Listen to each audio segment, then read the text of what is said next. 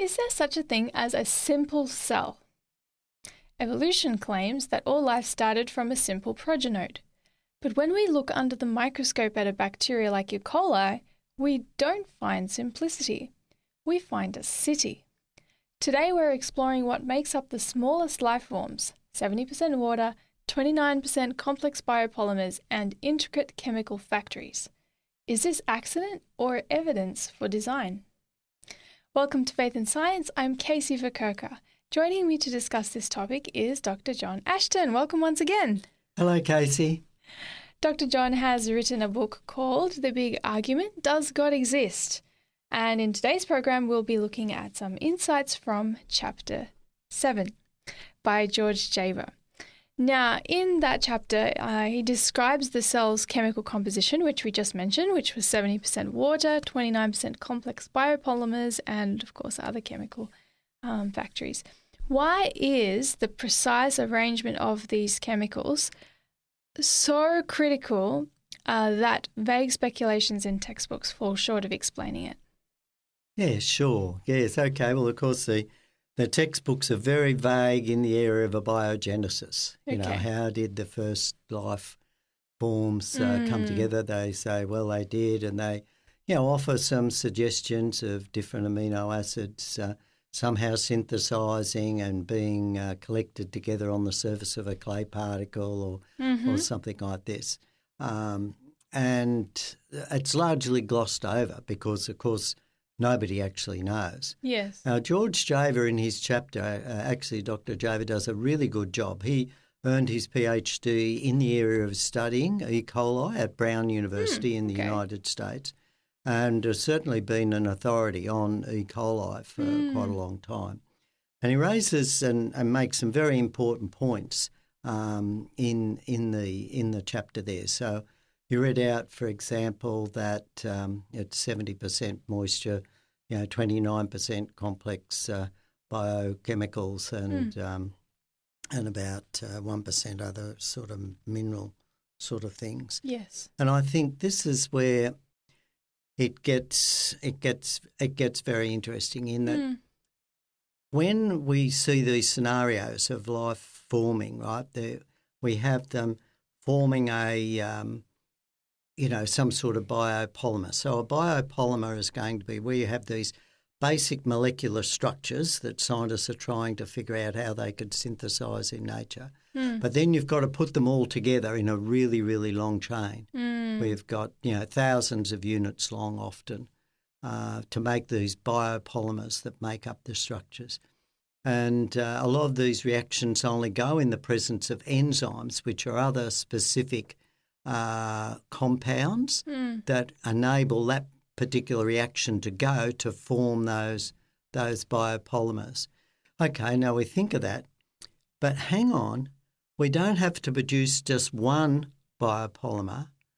We've got to produce millions of identical polymers of hundreds of different kinds. Wow.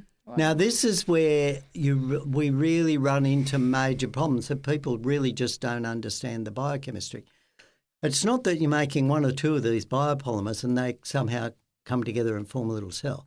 You've got to make millions of identical polymers of all different kinds, right? So you've got all your different kinds of proteins, you've got your nucleic acids, you've got the fats, all the different types of long-chain sugars, long-chain fats, all these sort of things.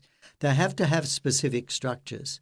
And as I said, this is a very important point that people often don't comprehend. They just don't get it. You just don't have to form one or two or three of these things. You've got to form millions of them, identical, right? Of one kind, and then millions of another kind, and then millions of another kind, all at the same time, and put them all together at the same time to make the structure. And that just isn't going to happen. And I guess You these know, are all going to be very precise, specific molecules, because if you got the wrong ones in the mix, then that's it's right. probably If not you've going to got them in work the too wrong, well. if you've got them in the wrong place at the wrong time, Yeah. yeah, that's right. You just end up with spaghetti and meatballs sort of thing. But and people don't understand that we're talking about random, blind chemical reactions. Yes. And the thing is that when we look at these reactions, in chemistry there's such a thing as called yield. Mm-hmm. You can put two things together, right? And if it's a really good process, it's, all the conditions just right, you might get a really high yield, close to 99%. But often in organic chemistry, when you're synthesising some of these complex molecules, your yield might be 2 or 3%. And then you've got massive separation processes that you have to go to recover that 1 or 2% yield for the next stage of your next part of your reaction. So what these people have to assume that want to go down this abiogenesis path is that they've got to somehow assume that these random reactions produced millions of these identical chemicals. Wow. And they all came together. And we just know from practical synthetic chemistry that that's not a feasible scenario. The other thing is that George also points out very clearly is that most of these reactions actually just won't go from straight reactants in a test tube.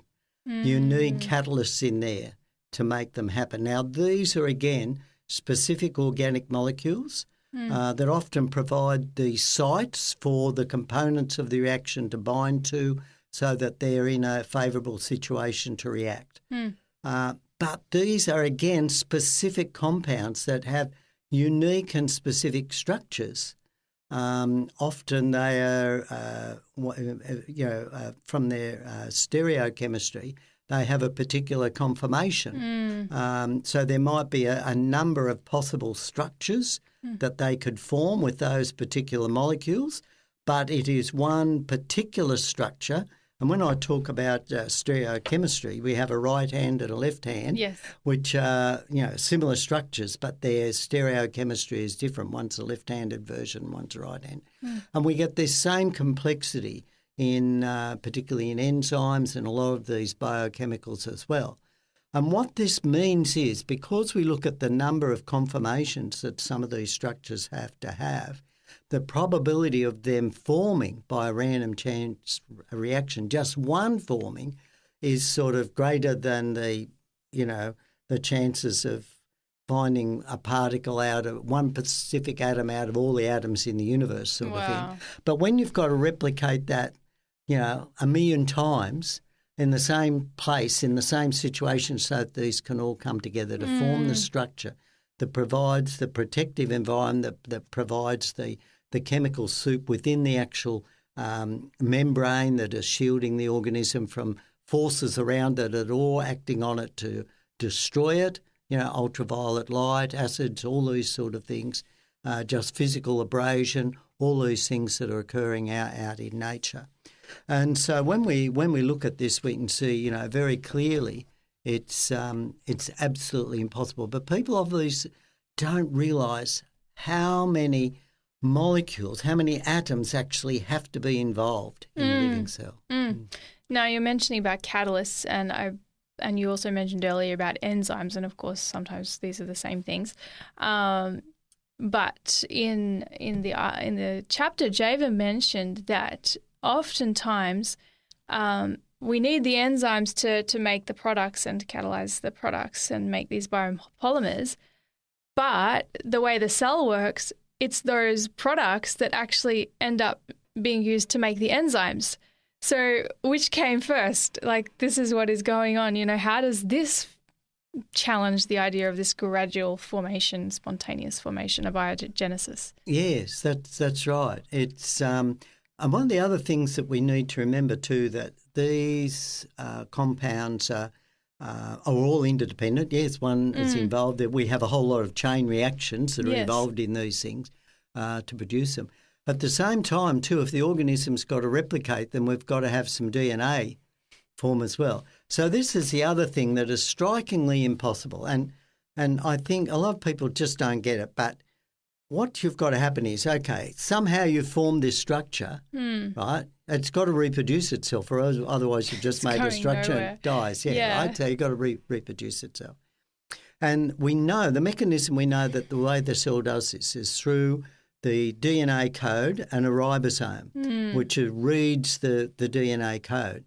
So not only have you formed this structure, but by some process you then have to write a chemical code that represents that structure. Now, how's that going to happen? Yeah. You've got your structure, you've formed all your different proteins, fats and sugars together, you've made all your molecular machinery, right? Right? It's somehow formed together.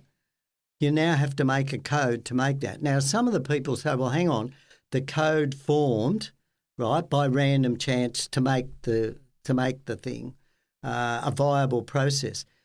But these codes, if we look at an E. coli, for example, I think it's about 4.5 million at least letters in its code. That's pretty big when you consider the book that you picked up there is about, it's about 120,000 words, so it'd probably be, 1 million letters. So, probably 500,000 letters. In that's an entire book, right, yes. which is put together to make sense. We've got to have a code, in the order of millions to make something that's viable. I know that there have been codes reported of particular type of organism, I just can't quite remember the name, that is a replicating organism, but it requires another organism, a larger organism, to be available for it as well in order to survive. So when we look at the simplest organisms and the simplest code to arrive by chance to make a meaningful structure, right, and then all those materials have to be available, already formed to come together. We have to have a ribosome where you've got over 300,000 atoms, all got to form by chance. These codes, they're so complex. When we do look at the reactions to make them, a number of things occur. Firstly, the chemical reactions required to synthesise the code don't occur in nature anyway. So you've got to have a pre-existing living organism. So it's very hard for them to go down that pathway. Also, to form the ribosome by chance, the chemical reactions involved to link those structures together just don't occur in nature by themselves, right? They have to already be in a living organism.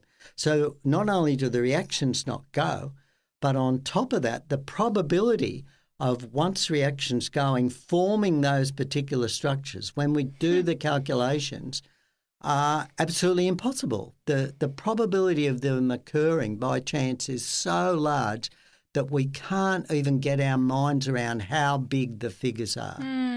And this is what people just don't understand. These reactions just don't go. They just don't happen. The probability of forming those complex structures randomly is absolutely impossible. We don't even get random chemical reactions forming very, very simple structures. So the evidence is overwhelming that life, a living organism, can't form by itself. It must have had a supernatural, something outside nature creator. The evidence is all there. It's very strong from biochemistry. Most senior, experienced biochemists recognise this, but they just don't want to go there because they don't want to surrender to the concept that there is a creator God. They're desperate. They're clinging to the hope that someday we'll discover that mechanism. But on the basis of what we know now, it's absolutely impossible. So do you think what you just said then about not wanting to acknowledge the possibility of some creative entity, do you think that would be behind the fact that, even though abiogenesis is taught, that it's never actually been demonstrated in the lab and yet it's taught as fact in schools? Yep. That probably would be the premise behind that they don't want to entertain any other option really than this option, so that's why it's still presented. Yep. Yeah, it's got to be. And even leading atheists point out, hang on, we have no scientific explanation. Nagel, I've just forgotten his first name now, at New York University, a top philosopher there, Thomas Nagel. His book, put out a book, Mind and the Cosmos. And he's an atheist. He says, yeah, but there's got to be a mind behind this. There's got to be some entity. Wow. He doesn't want to say God, but in a sense, in my view, he's more or less describing the Almighty God. Yeah. So that's the basis, but it's not getting through to the young people. It's not in our education system. And this is so, so sad. Thank you for going through all of those details, explaining about what it takes to form a cell. Have you ever struggled with doubts about God's existence or known someone who has? What helped you through it? Share your thoughts and stories in the comments. Your journey could inspire someone else who's searching for answers.